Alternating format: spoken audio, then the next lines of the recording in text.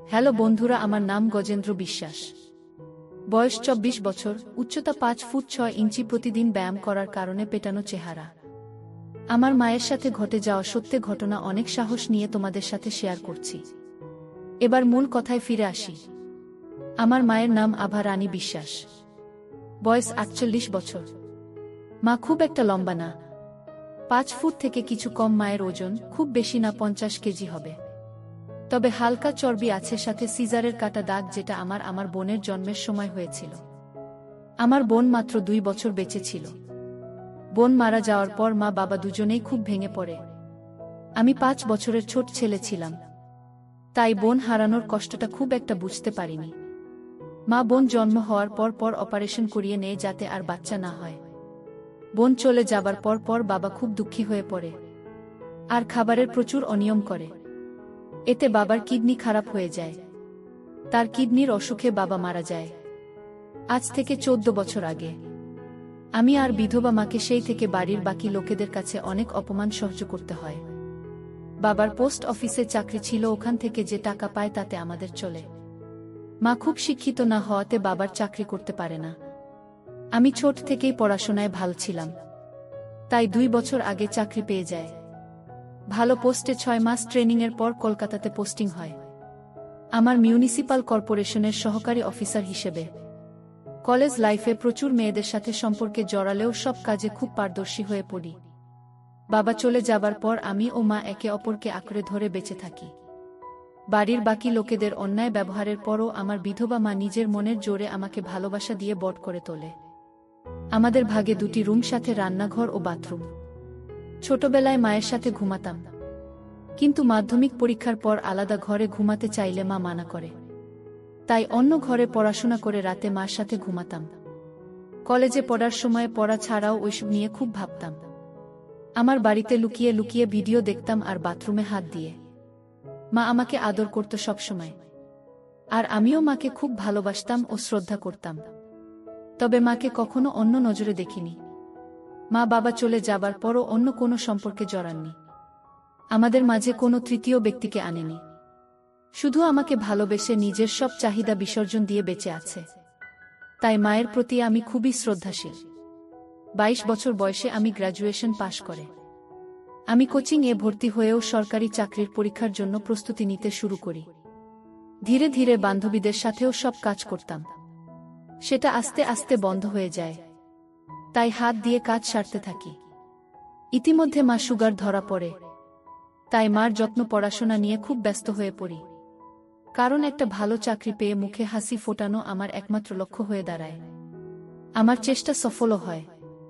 আমি চাকরি পেয়ে যাই, এতে মার চোখে আনন্দের জল চলে আসে।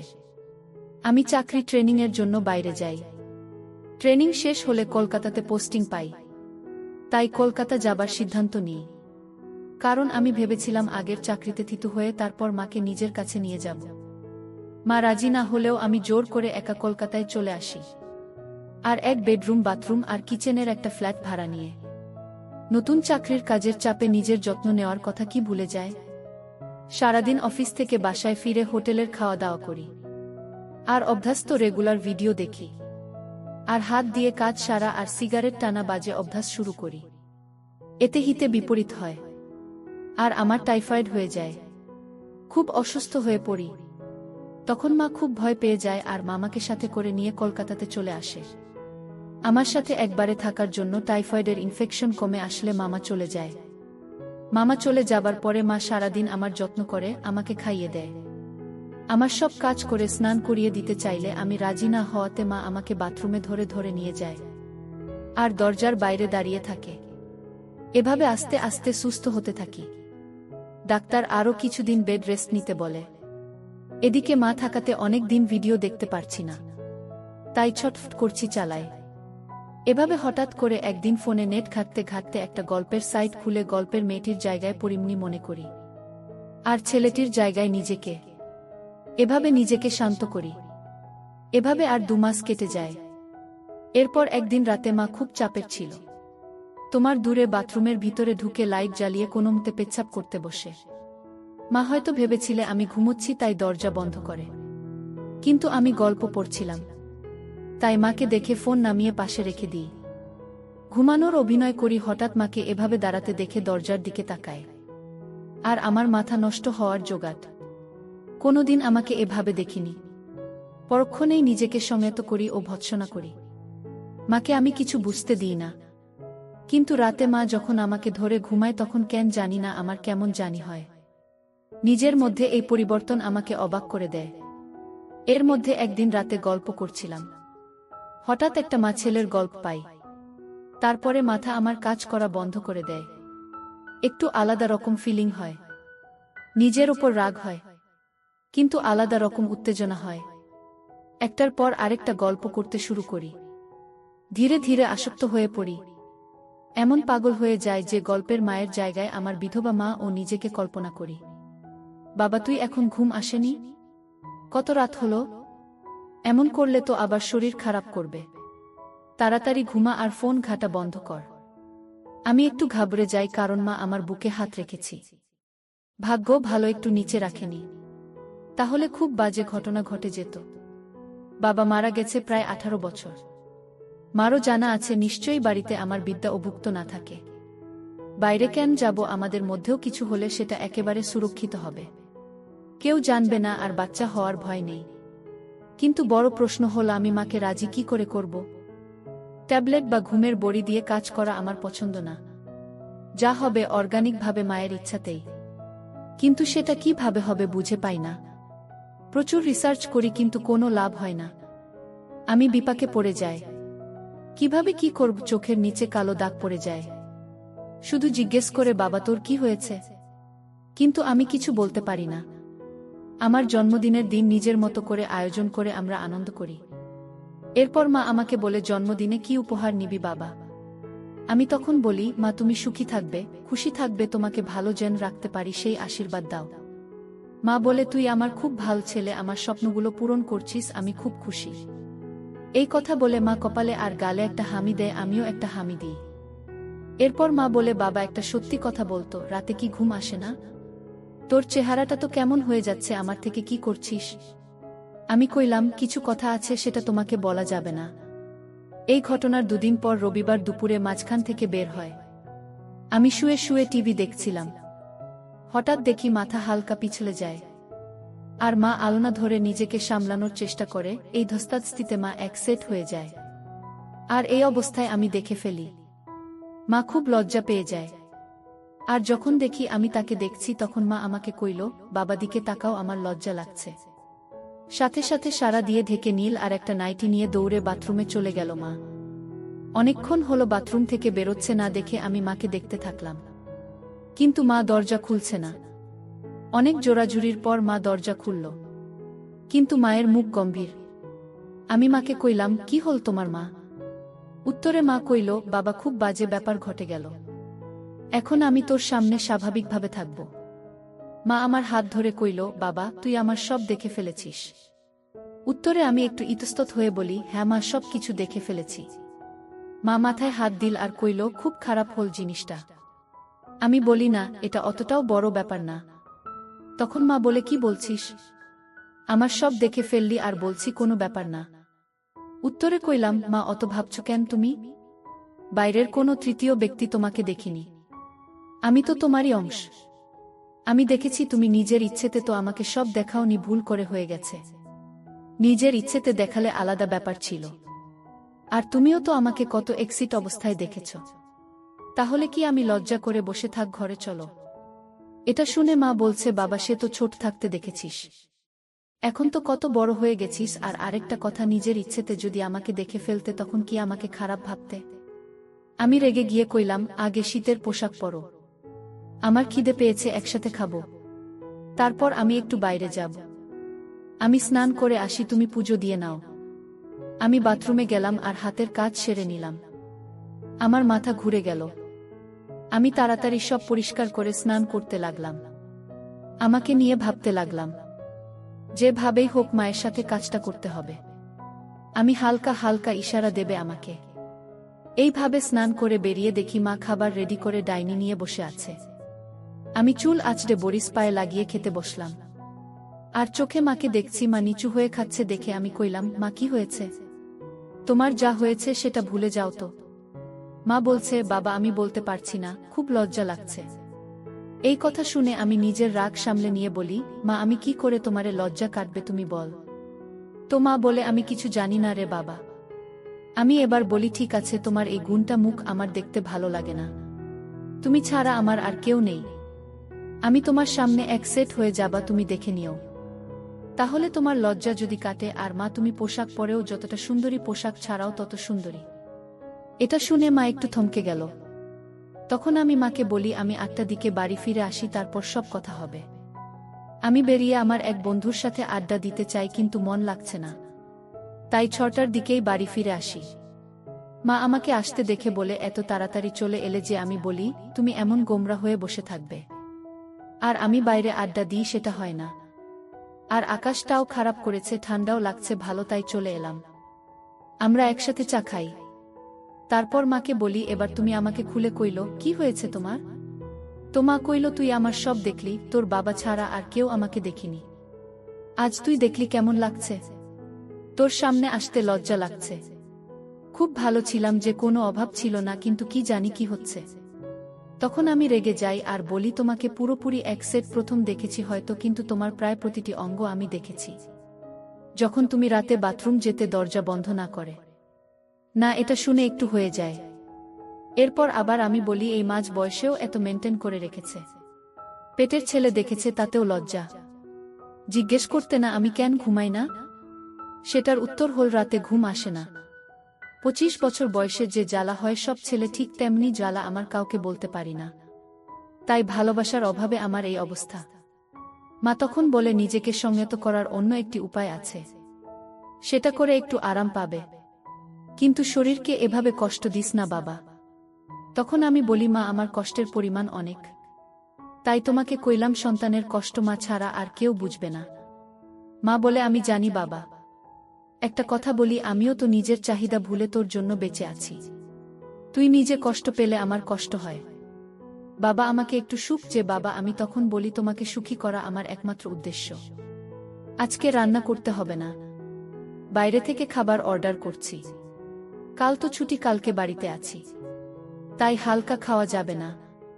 এবার বলে, বাবা এটা বুঝছিস, আমার ছেলে মাঝে আমি কোনোদিনও কাউকে আনিনি। তুই আমাকে একটু সুখ দিস তাহলে হবে। আমি বলি, তোমার জন্য আমি সব করতে পারি। যেমন তোমার লজ্জা ভাবটা আগে কাটায় বলে বাথরুম গিয়ে হাত পা ধুই আর সব বাইরের জামাকাপড় ছেড়ে এক সেট হয়ে বাইরে বের হই। মা চা খাচ্ছিল, মাকে এই অবস্থায় দেখে চমকে যায় আর আমার হাত থেকে কাপ নিচে পড়ে যায়। মা বলে উঠে, বাবা এ কি অবস্থা তোর? কেন এমনটা করলে? আমি ওই অবস্থায় মায়ের সামনে গেলাম আর মাকে কইলাম, তোমার লজ্জা কাটানোর জন্য আর কোনো উপায় ছিল না। তুমি তো নিজের ইচ্ছেতে সব কিছু দেখাননি, তাও লজ্জা পাচ্ছ। আমি নিজের ইচ্ছেতে তোমাকে সব দেখলাম, কিন্তু দেখো মা, আমার একটুও লজ্জা করছে না। তোমার লজ্জা আশা করি এবার কেটে যাবে। আমরা একে অপরের পরিপূরক, আমাদের মাঝে কেউ আসবে না। তোমার সব কষ্ট আমি দূর করব। এইভাবে মনে হয়ে থাকবে, আমি সেটা দেখতে পারছিলাম না। মা আমার কথাগুলো শুনছিল, এক দৃষ্টিতে আমাকে দেখছিল। তারপর মা কইল, কাপড় পরে অসুস্থ ছেলে, ঠান্ডা লেগে যাবে। আর লজ্জা করব না বলে দাঁড়াও, আর একটা হামি দিল আর রান্নাঘরে চলে গেলা।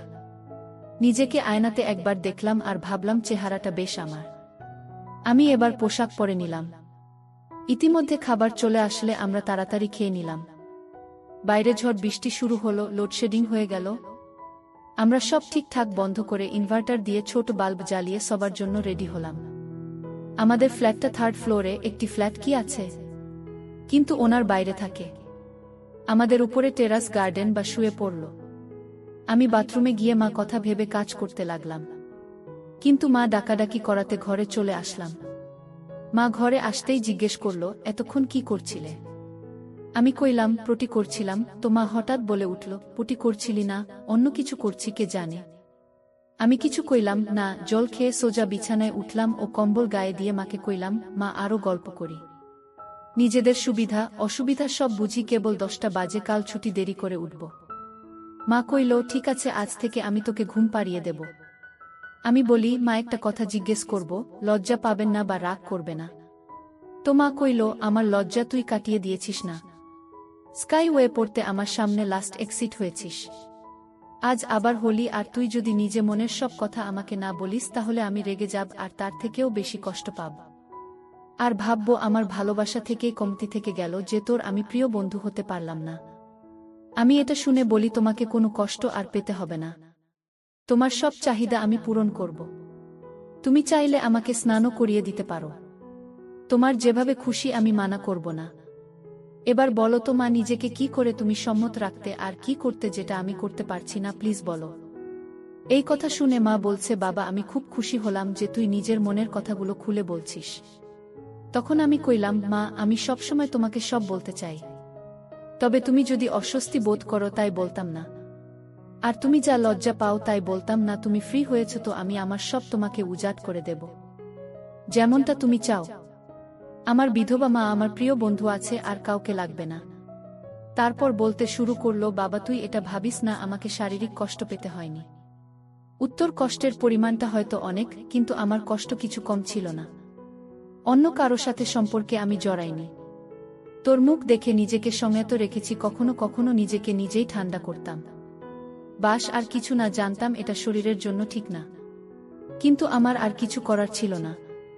তোর জন্য সব কিছু বিসর্জন দিয়েছি বাবা। আমাকে এবার একটু সুখের মুখ দেখাস। আমার একটু খারাপ লাগলো। আমি কইলাম, মা আগে যা হয়েছে ভুলে যাও, আমি তোমাকে এখন থেকে এতটা ভালোবাসবা, আদর যত্ন করব, তুমি সব কষ্ট ভুলে যাবে। মা তখন কইল, বাবা তোর তো উপায় আছে নিজের চাহিদা মেটানোর, তাহলে নিজেকে নিজে ঠান্ডা করার চেষ্টা করিস না, খুব খারাপ। আমি বলি, মা ডাক্তার ও আমাকে মানা করেছে, কিন্তু মা আমার কোনো বান্ধবী নেই, আমি এখন কোনো সম্পর্কে জড়াবো না। আগে তোমাকে পৃথিবীর সুখ দিই, তারপর দেখা যাবে। তখন মা বলেন, আমার ছেলে বড় হয়ে গেছে, কিন্তু সব সুখ কি আর পারবে? সব সুখ সবার কপালে থাকে না। তখন আমি বলি, কি এমন সুখ যেটা তোমার ছেলে তোমাকে দিতে পারবে না? তখন মা আমার গালে হাত দিয়ে আমাকে বলে, পারবি না রে বাবা, পারবি না, আমাকে ও সুখ দিতে পারবি না। আমি বলি, কেন মা, আমি কেন পারবো না? নিজেকেও তোমাকে সব সুখ দেব, তোমার সব চাহিদা পূরণ করবে, এই প্রমিস করেছি। শুধু তোমাকে মুখ ফুটে বলতে হবে না। তখন বলে, ছেলেকে কি এটা বলা যায় বাবা? পৃথিবীর সবচেয়ে নিষিদ্ধ জিনিস লোকে জানলে তথ্য করবে। আমি মার হাত ধরে বলি, মা একটা কথা আমার মাথার দিব্যি দিয়ে বলো তো, তুমি কি সত্যি চাও না আমাকে উপযুক্ত মনে করো না? আমাদের দুজনের এই জীবনেই একাকী জীবন, আমাদের মাঝে কেউ কোনো দিন আসেনি, আসবেও না। আমার জন্য সব বিসর্জন দিয়েছিলেন, আমার জন্য সব ফিরে পাবে। তুমি নিজেই বললে তোমার ছেলে বড় হয়েছে আর আমরা বেস্ট ফ্রেন্ড, তাহলে কি মা আমি? মা কান্না করে উঠল আর কইল, দূর থেকে উপযুক্ত আর কেউ না রে বাবা, শুধু আমার মাতৃত্ব বোধ আমাকে আটকাচ্ছে। আমি তখন বলি, আমি কিছু কথা বলবো, তাহলে তোমার মাতৃত্ববোধ আরও জেগে উঠবে, কিন্তু সেটা আমাকে আপন করার দিকে। মা তুমি কি জানো, আমি শরীর খারাপের সময় ইন্টারনেট থেকে গল্প করতাম আর নিজেকে ঠান্ডা করতাম। গল্প পরে হঠাৎ তোমার আমার কথা মনে পড়ে যায়, আর খুব গরম হয়ে যায়।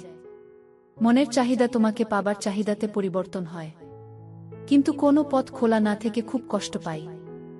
ডাক্তার দেখাই, সেটা তো তুমি জানোই না। মা তোমার ছেলে বেড়াজালে জড়িয়ে পড়েছে, আমি খুব কষ্ট পাচ্ছি মা, আমাকে বাঁচাও। তোমাকে লুকিয়ে লুকিয়ে দেখি, তাই সেদিন তুমি খুব লজ্জা পাচ্ছ দেখে আমি নিজেই একসেট হয়ে সব দেখানোর জন্য। আমি তোমাকে সুখ দিতে চাই, তোমাকে সুখী করতে চাই, ছেলের কর্তব্য পালন করতে চাই। তুমি আমার কষ্ট দূর করে মায়ের দায়িত্ব পূরণ করো, আমাকে নাও মা। মা তখন বলে, তোর মনে এত কিছু ছিল বাবা, তোকে আমি নিরাশ করব না বাবা, আমাকে সুখ দেয়, তবে বন্ধুর মতো না। যা হবে মা, ছেলে হয়ে আমি মা হয়ে তোর কাছে সব চাই, তাই বাবা কাছে আরো। আমি মাকে আই লাভ ইউ বলে নিয়ে মাকে উঠে বসতে বলি, আর লাইট জ্বালিয়ে দিই। মা কিছু বলার আগে মাকে পা ছুঁয়ে প্রণাম করি আর বলি, এটা আমাকে ছোট থেকে আগলে রাখার জন্য। এরপর যা হবে সব নতুন, সব আলোতে হবে।